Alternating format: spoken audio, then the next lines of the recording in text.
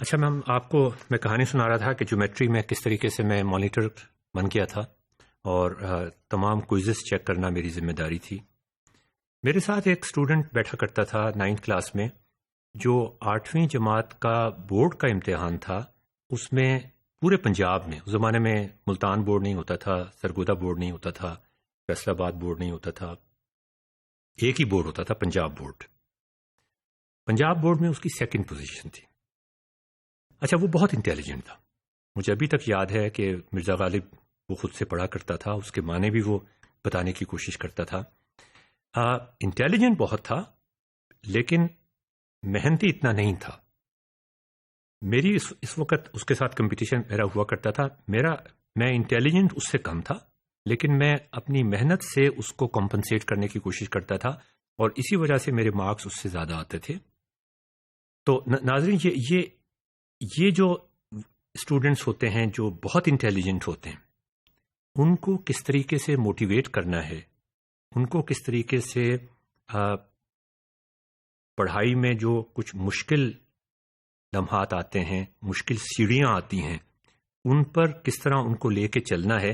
اس لیے کہ ساری جو امید ہماری ہے کہ سوسائٹی میں کوئی بہتری آئے گی، وہ اس طرح کے انٹیلیجنٹ لوگوں سے ہوتی ہے۔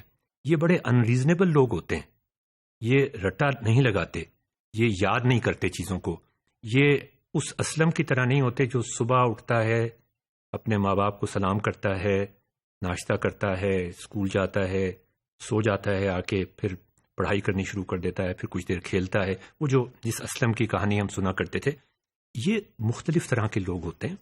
پچھلے 50 سال میں اگر جو انوویشنز پوری دنیا میں ہوئی ہیں، وہ اسلم نے نہیں کی، وہ اس طرح کے لوگوں نے کی ہیں کہ اگر انہیں مرزا غالب اچھا لگتا ہے تو مرزا غالب انہیں اچھا لگتا ہے، وہ اسی کو پڑھنا شروع کر دیں گے۔ اگر ان کو جیومیٹری کا کوئی تھیورم پروف کرنا ہے تو وہ کہتے ہیں کہ کتاب کو بند کرو، ہم خود پروف کر کے دکھاتے ہیں۔ یہ ساری امیدیں سوسائٹی کو چینج کرنے کے لیے، پازیٹیو چینج لانے کے لیے، انوویشنز کرنے کے لیے، جو کہ اب بہت ضروری ہیں۔ ضروری نہیں ہے، بلکہ اب ہماری آزادی کا انحصار، ہماری ایگزسٹنس کا انحصار اس چیز پر ہے کہ ہم انوویٹ کریں، ہر چیز میں انوویٹ کرنے کی کوشش کریں۔ ہم کسی کمپنی میں کام کرتے ہیں، وہاں پر بھی انوویٹ کریں۔ ہم اگر کوئی لیسن بنا رہے ہیں، پیڈاگوجی ٹیکنالوجی کا مکسچر بنا رہے ہیں، اس میں بھی انوویٹ کریں، پرابلم سالونگ کریں، ہر جگہ انوویٹ کریں۔ تو میں شمس القمر کی بات کر رہا تھا، علی شمس القمر بہت انٹیلیجنٹ تھا۔ ایک دن جس دن ہمارا جیومیٹری کے تھیورم کے پروف ہونے کا ایک کوئز ہوا، ٹیسٹ ہوا، تو اس دن وہ بالکل پڑھ کے نہیں آیا تھا، اور عام طور پہ وہ پڑھ کے نہیں آتا تھا۔ میں پڑھ کے گیا تھا، اور مجھے اچھی طرح یاد تھا، اس کے جو پروف کے جو سٹیپس تھے وہ پوری طرح یاد تھے۔ میں جب اپنا پرچہ کوئز لکھ رہا تھا تو مجھے ایسا لگ رہا تھا جیسے کتاب میرے سامنے کھلی بھی رکھی ہو۔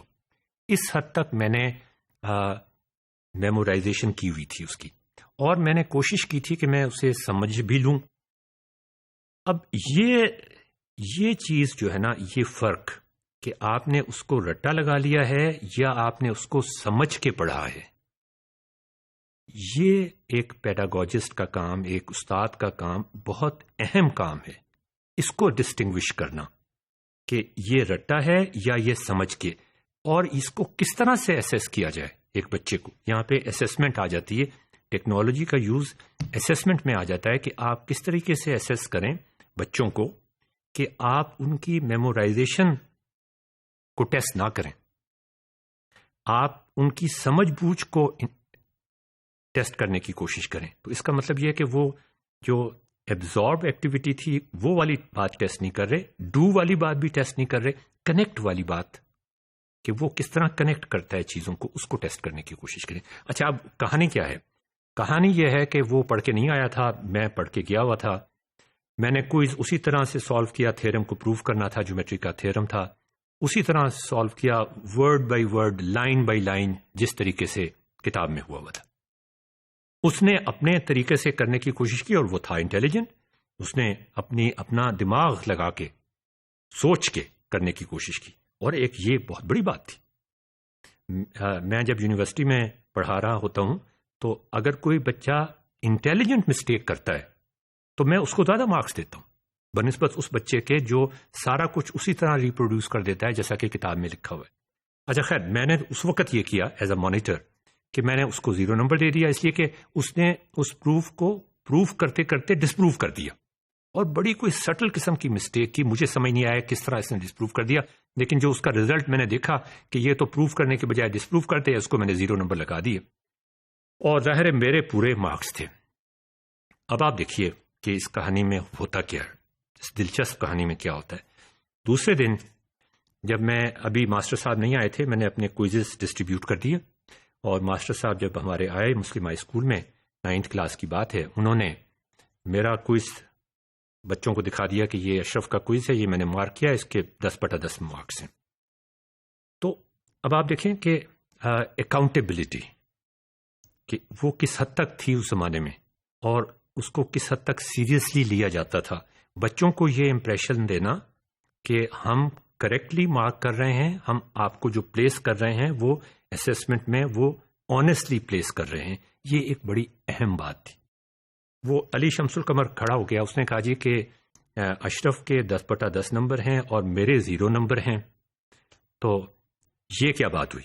تو وہ استاد صاحب نے میری طرف دیکھا، تو میں نے کہا جی کہ آپ نے میرا پیپر چیک کیا ہے، آپ نے 10/10 نمبر دیے ہیں، میں نے تھیورم کو اسی طرح پروف کیا تھا جس طرح کتاب میں پروف کیا گیا ہے.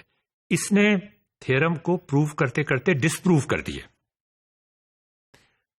تو ابھی استاد تو ابھی اس خیال میں تھے کہ اس کا میں کیا جواب دوں. علی شمس القمر نے کہا کہ سر جی بات یہ ہے کہ اشرف نے تو رٹا لگایا ہوا تھا، اور رٹا لگا کے اس نے ایک تھیورم کو اسی طرح پروف کر دیا، ہو بہو اس طرح پروف کر دیا. کہتے ہیں دیکھ لیں آپ، وہ لائنیں بھی میچ کر رہی ہوں گی کتاب کے ساتھ، الفاظ بھی میچ کر رہے ہوں گے کتاب کے ساتھ، اور بالکل میچ کر رہے تھے.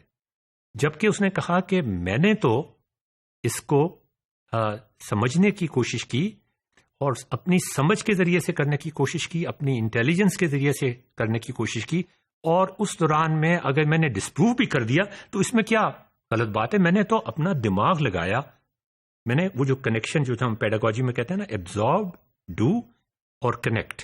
ایبزارب اس نے نہیں کیا، ڈو کیا اور کنیکٹ کیا، لیکن غلط کر دیا، لیکن کوئی سٹل مسٹیک کی.